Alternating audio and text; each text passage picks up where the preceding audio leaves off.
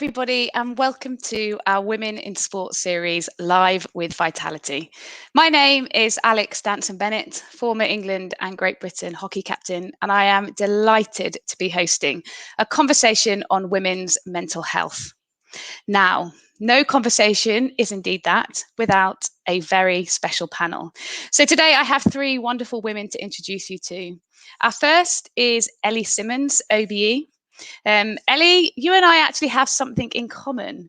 We went to our first Olympics and Paralympics games in the same year at the Beijing 2008 games. Ooh. Now, what we don't have in common is, Ellie, you were 13 years old, and you're the second youngest Paralympic in British history to win any medal. But it wasn't any medal, it was 2 Olympic golds at those games.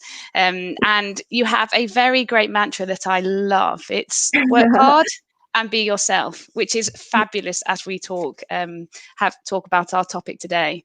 In that year, you were also BBC Sports Personality of the Year and the youngest ever person to be awarded an MBE. So Ellie, thank you so much. I know you have a very busy schedule. You've got trials for Tokyo in 3 weeks' time. So thank you so much for joining us on the panel today. Thank you, Alex. Yeah, looking forward to chatting to you and the rest of the women. Thank you, Ellie. And second up, we have Pippa Murray. Pippa, thank you so much for joining us today. Pip is our entrepreneurial businesswoman who, with a love of marathons, discovered and founded her own company, Pip and Nuts. Now, Pip, you are a self-confessed peanut butter-aholic, but when you were training for those marathons, you realised that many of the brands out there were full of ingredients and palm oil you weren't keen with, so you've stripped it back to basics and have your own peanut butter and almond milk brand. So Pip, again, thank you for taking time out of your busy schedule and joining us today. Can't wait to hear from you. Thanks. And third in our panel, welcome, we have Rebecca Levett. Now, Rebecca, thank you very much for joining us. You spent 9 years with Surrey County Cricket and 6 years with Paralympic archery, seeing yourself go to both the London and the Rio 2016 Paralympic Games. You spent some time with Manchester City Football Club before joining the Football Association, where you spent the last 4 years. Now, I could be a little biased here and say you're now working with the greatest sport, perhaps the greatest team. I would be being biased because you're currently with the GB women's hockey team, actually in Ireland during the Test series. So, ladies, thank you so much for joining us today. We have a fabulous topic talking about women's mental health. I think probably even more important at this time for everybody tuning in. And thank you to you, the guests. As we go through today's webinar, please feel free in the box to your right-hand side to ask any questions, and I will give them to our 3 panelists. Now, before I go directly to some questions, I've got a few stats I'd like to share with you, which really shocked me when I was thinking about mental health. Now, 1 in 4 people experience mental health issues every single year. 792 million people are affected by mental health issues worldwide. At any given time, 1 in 6 working age adults have symptoms associated with mental ill health. And women between the ages of 16 to 24 are almost 3 times as likely to experience a common mental health issues as males of the same age. Now, I think that nicely brings me on to today's topic and why it's so important for us to start this conversation. So, Rebecca, if it's okay, I will come to you first. You are the GB hockey psychologist. And just to ask you really at the start is, how would you define mental health? And can you give us some examples of some of the signs and the triggers within your environment that you see and what you do to help support it best? I think the first thing, Alex, to say is that everybody has mental health. So when we talk about mental health, we're talking about a continuum of being healthy all the way through to kind of struggling. But we all have mental health. So it's really important to recognise that. And we can all, every single person, regardless of you know, what they do can be susceptible to struggling with their mental health at times. So I think it's important to recognise that. I think, you know, if we're talking about in a sports environment, obviously, you know, we're looking at things like there's a lot of pressure that can be placed on people. There can be a lot of media scrutiny.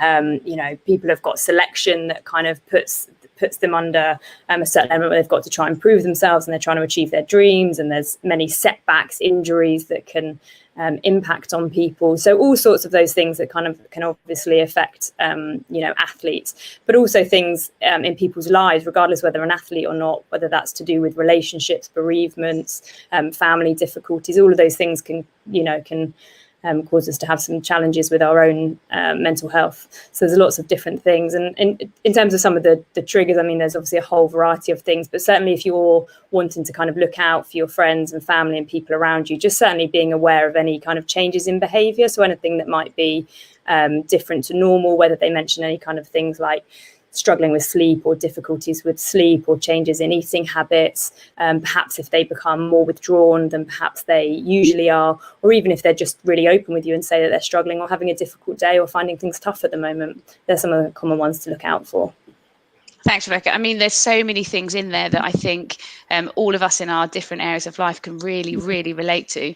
Ellie, you've had a long and very sparkling career. Have you seen the attitude and therefore kind of the behaviours change towards mental health over the years you've been competing? Yeah, I definitely think it's more talked about. And I think that's one of the great things. I think especially this past couple of years, I think from even in 2008 or before that, we didn't really have like psychologists on the team. It wasn't really a thing that used to be thought of, even with coaches who used to teach swimming or coach swimming. And so I think as the years and years have gone on, people are more prominent. I mean, people are more talking about it. And I think that's the great thing. And I think especially this last year and this year, it's in everyone's mind. And I think for me, I'm talking about the sport, but I feel like everyone's talking about it, not just in sport, but in everyday life. And I think that's the best thing to do, is talk about it. If you're struggling, or if whatever situation you're feeling, is talking about it, being open and honest and saying what's on your mind is the best thing. Absolutely. And obviously you've won multiple Paralympic medals, multiple World Cup medals. Have you ever experienced, I mean, Rebecca so beautifully put it in terms of we all have mental health. It's a kind of, there's a continuum, and sometimes it can be great and sometimes we struggle a little bit more. Have you ever swung on that continuum with your mental health, Ellie, or have you always been absolutely fine when you were competing? To be honest, I've struggled. I think for me, as I've got older, I think, as Rebecca said, as an athlete, dealing with the pressure. I think as a 13-year-old, as a 17-year-old going into London, you can cope with that pressure in a way because you're still a kid. Now going into Tokyo at the age of 26, I feel that pressure a lot more.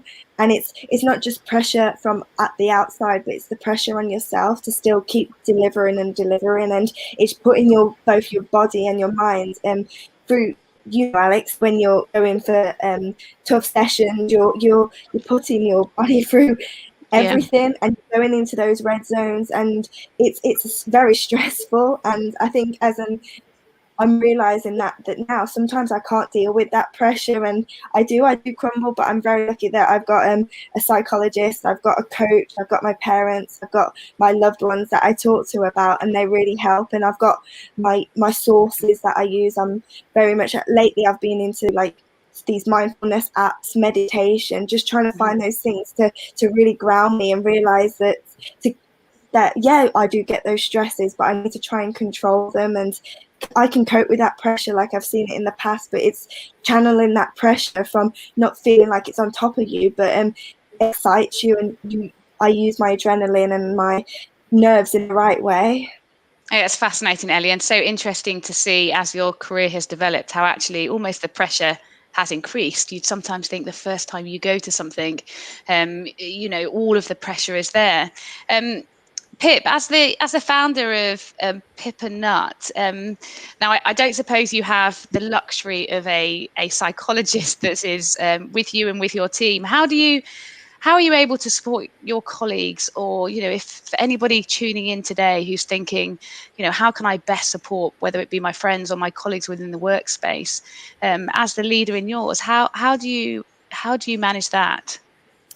Yeah, I think just building a little bit of what Ellie was saying, I think it's definitely become a much bigger focus for us as a team, but I think generally within business and how you can support your team and yourself as much as anything else as well with mental health. And I think some of the things that we've done at Pip and Nut and have just really kind of started on the journey, I guess, in terms of improving things. But I think there's some fundamentals that you can start to build into. So, for instance, we have like one-to-ones every week with our managers have with their direct reports, and building into weekly conversations, asking people how are they doing. And there's a tendency to just jump straight into kind of like, this is what I'm working on, and here's my to-do list, next things. Actually spend 5 minutes at the start just genuinely checking in. And we've done things, sometimes that can be quite an awkward conversation. I think sometimes it's that awkwardness, particularly as Brits, where we just don't want to necessarily open up about some of this stuff, which is quite personal, and particularly with work, you know, you feel the slight,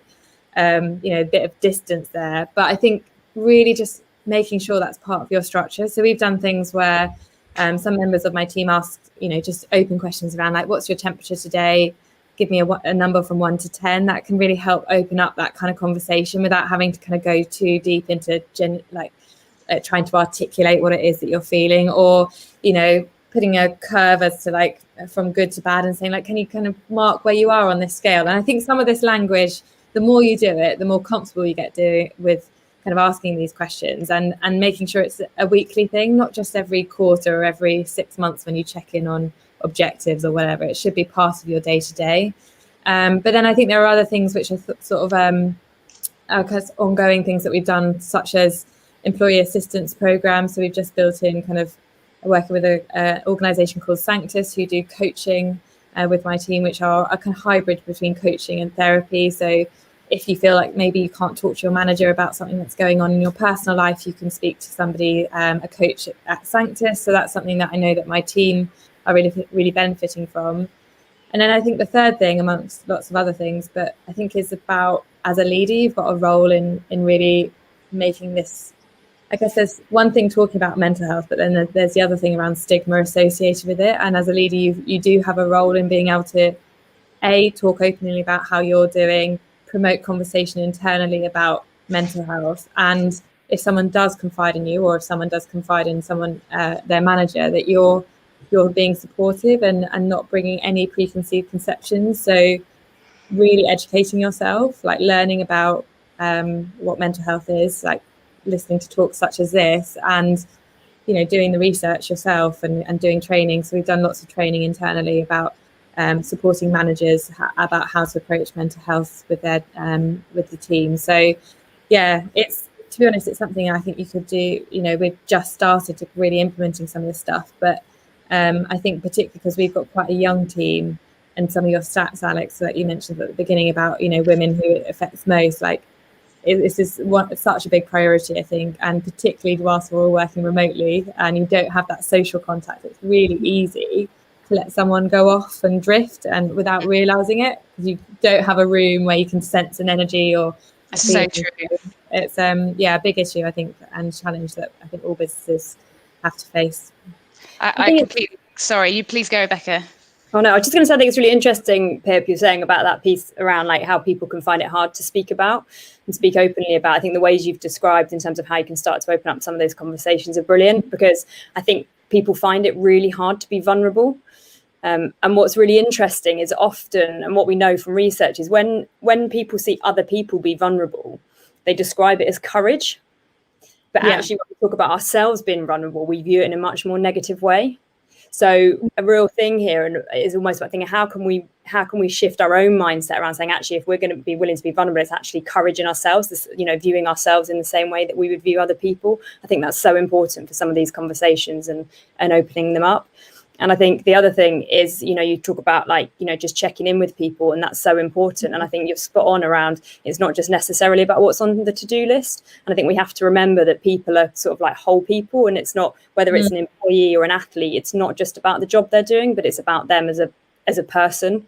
They're not just defined by, being a swimmer or, doing the job that they do, but can we start to get to know people and really value people for them, for themselves as a whole being, if you like. I think there's many fabulous points in both of those. Thank you, Pip and Rebecca. But two things that I really heard was the idea about mental health being regularly on the agenda. It needs to be something that we are always speaking around within our workplaces, whatever that workplace may be. And also, fascinatingly, individual personality. So for some of us, it's very easy for us to open up and have a conversation, and for others, it's really quite difficult. And I'd be really interested to hear, Rebecca, how within your environment, with in the elite world of sport, do you have very specific mechanisms to help athletes do that? Is it individual one-to-one work? Is it the responsibility on the athlete to come to you? How do you manage that and therefore kind of look after the collective mental health of your group? I think it's a mix, Alex. I think absolutely there's lots of one-to-one work that goes on, and of course athletes are always welcome to come and speak. So whether it's me, or it doesn't just necessarily have to be me, because I'm a psychologist, we've got a whole team of amazing support staff that can help. So it's sometimes the most important thing is athletes speaking to someone they feel comfortable with, regardless of what their job title might be. But also, yeah, absolutely, we try and encourage conversations within the team, and this would be across teams I've worked with previously as well, like just trying to make sure we're checking in with each other and seeing how people are.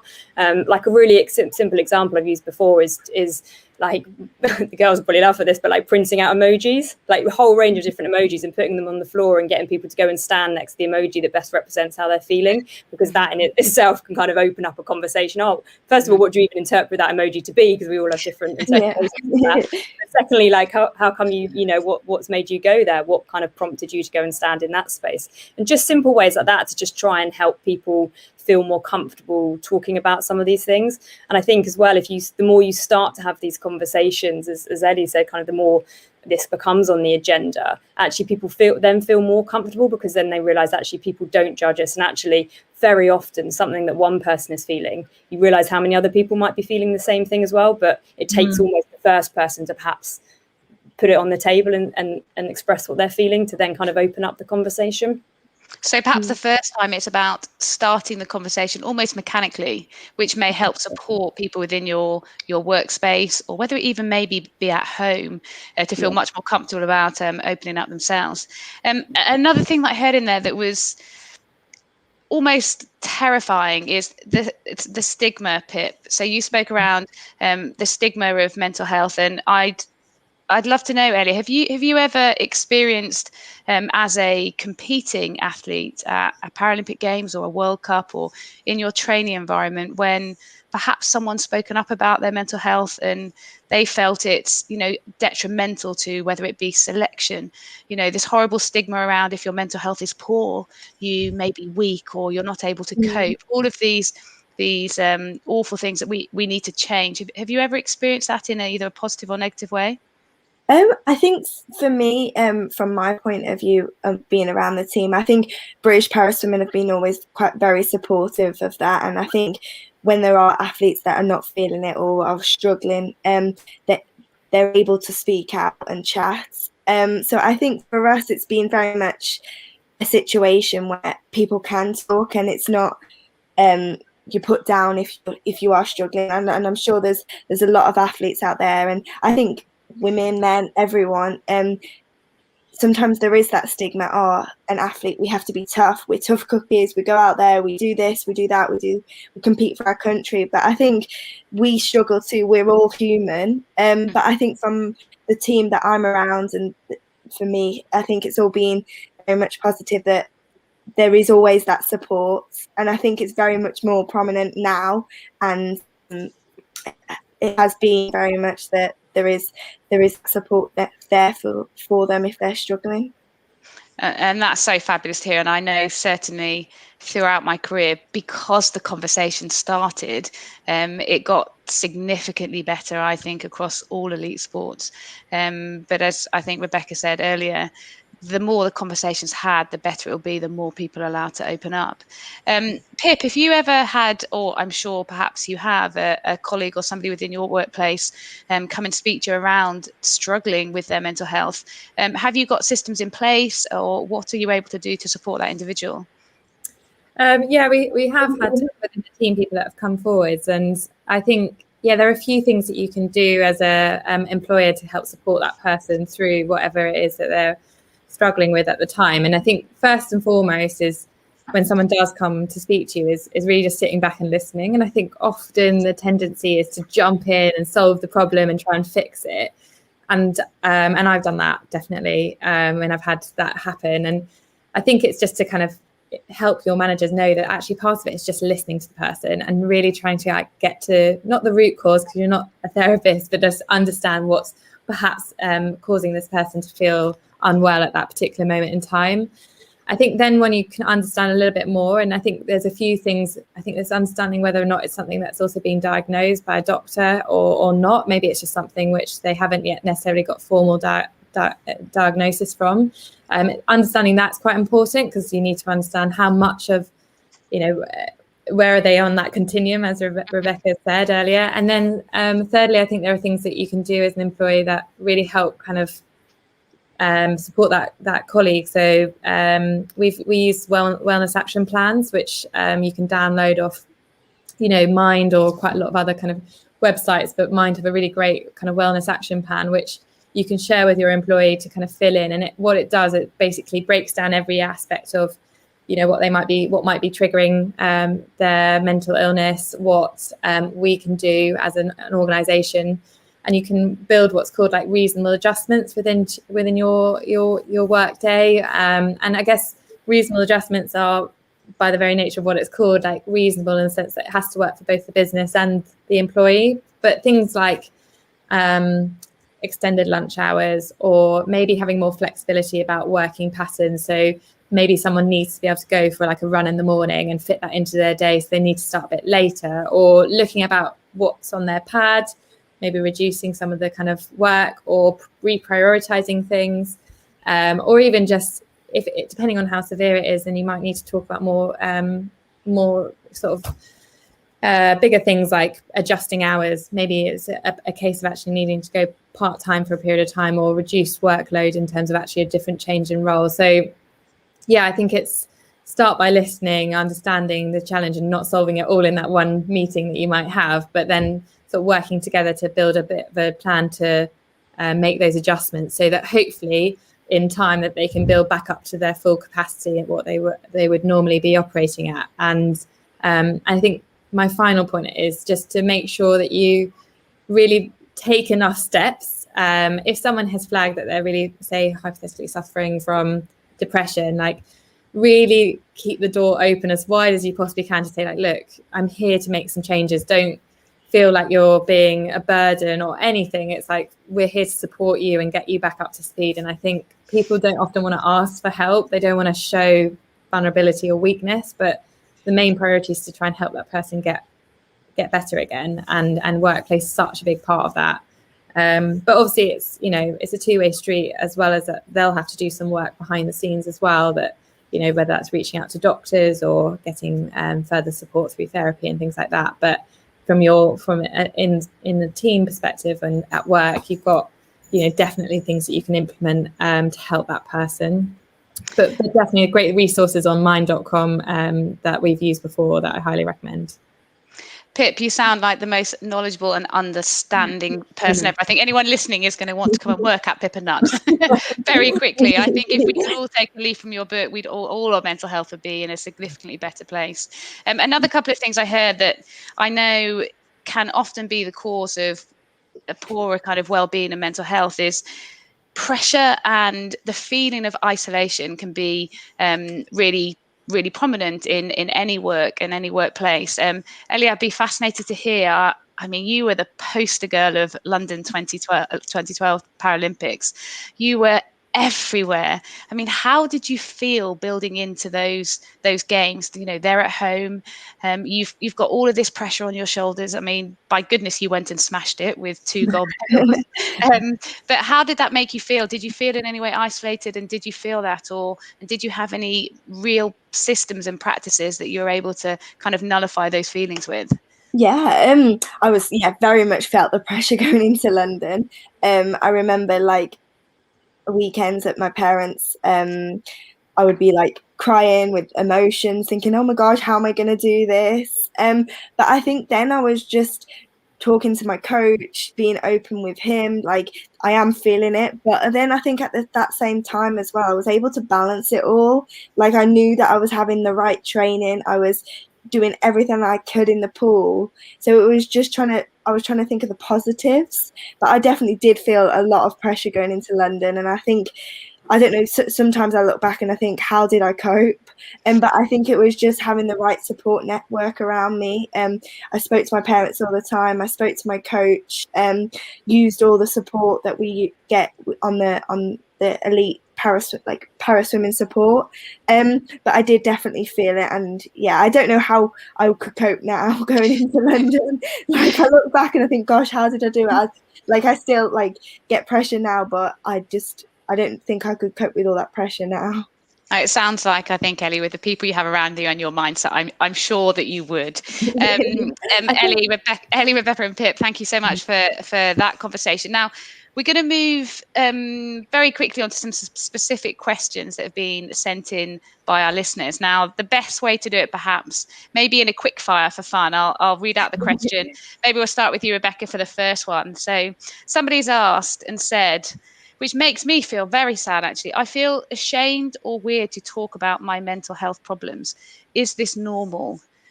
Question mark. Rebecca, are you happy to answer that one from your environment?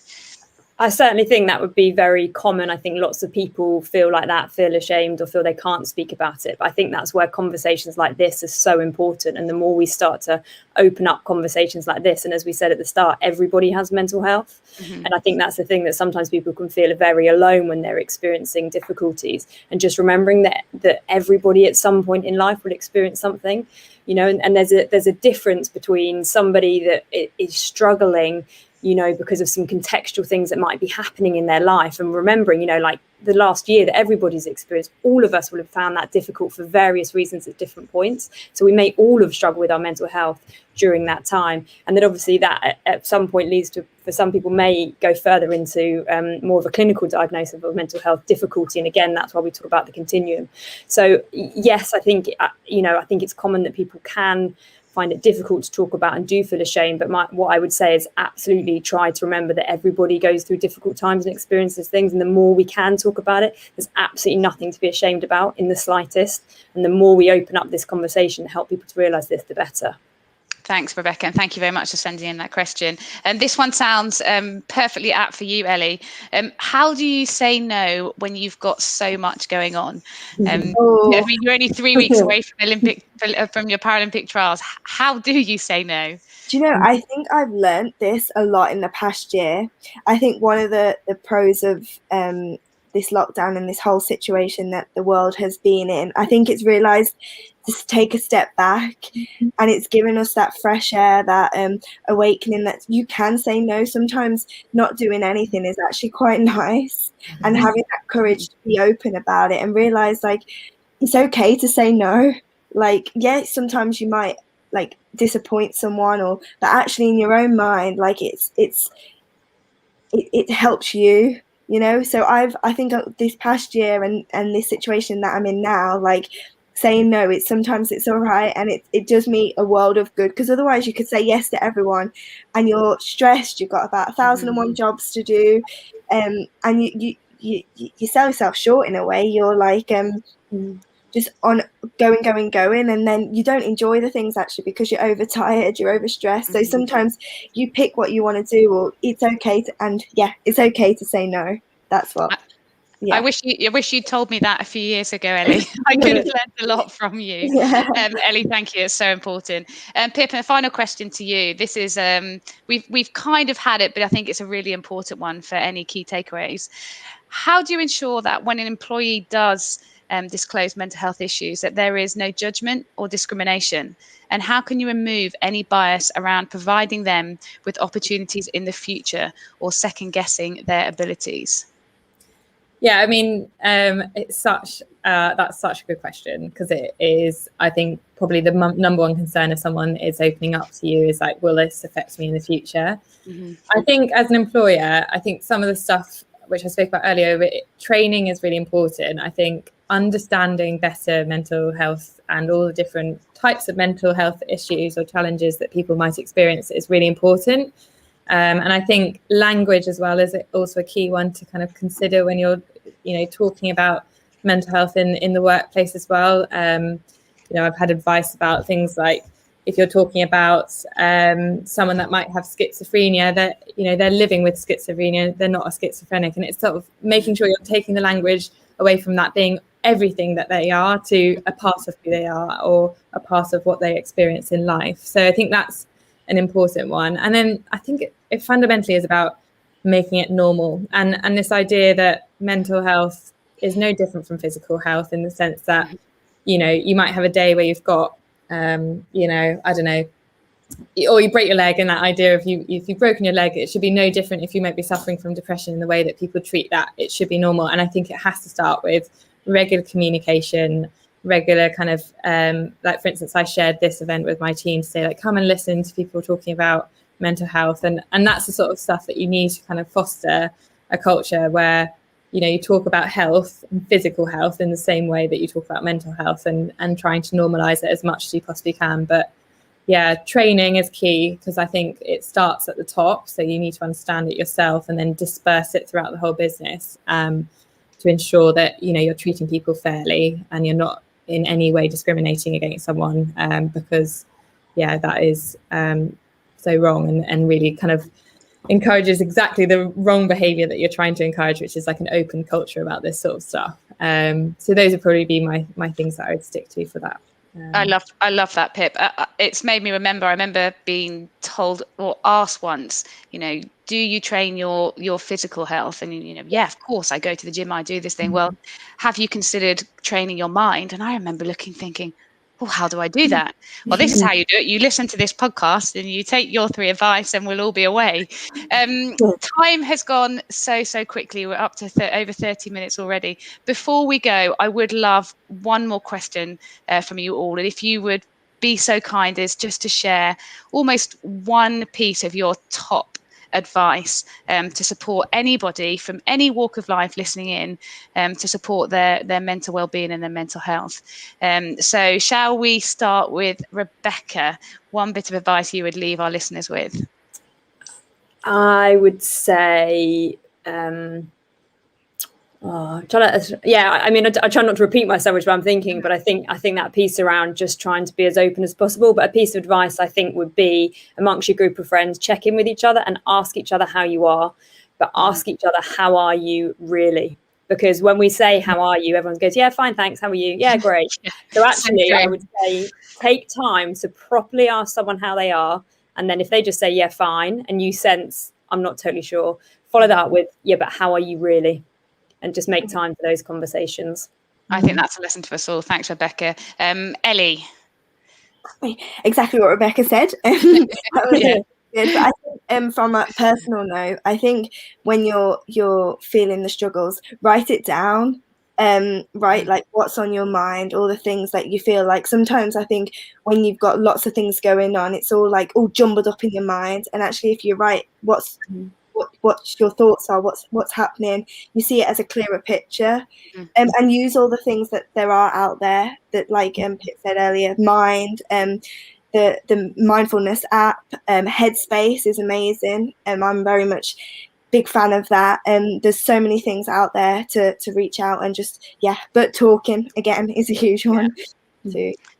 Thank you, Ellie. And last but by no means least, Pip.